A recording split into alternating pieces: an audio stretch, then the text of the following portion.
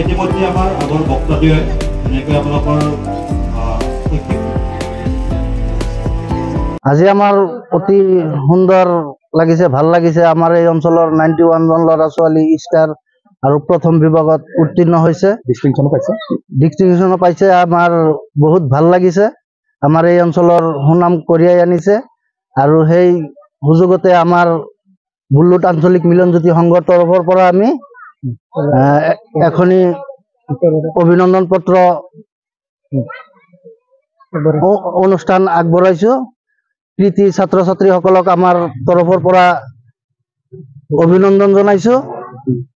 কৃতি ছাত্ৰ ছাত্ৰীসকলে আমাৰ দেশৰ ভৱিষ্যত, অনাগত দিনত যাতে আৰু ভাল ৰিজাল্ট কৰিব পাৰে, আমাৰ এই অঞ্চলৰ সুনাম অৰ্জন কৰিব পাৰে, সেইখিনি আমি আগবঢ়াইছো।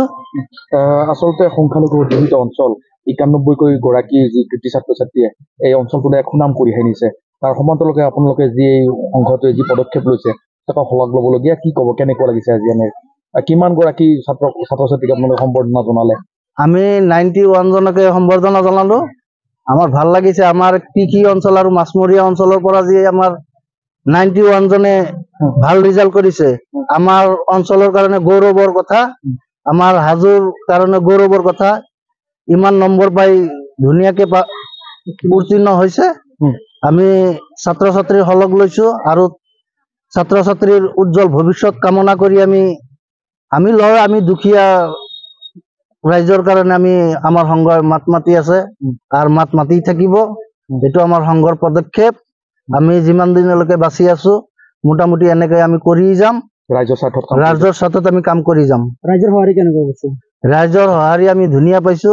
বহুত আমাক সঁহাৰি দিছে, আমাক বহুত আগবঢ়াই দিছে। আমাৰ সংঘটো ৰাইজে আগবঢ়াই দিছে, সেইকাৰণে আমি ইমান দূৰলৈ আগবাঢ়িব পাৰিছো। এনেকুৱা পদক্ষেপ হাতত ল'ব হাতত ল'ব পাৰিছো।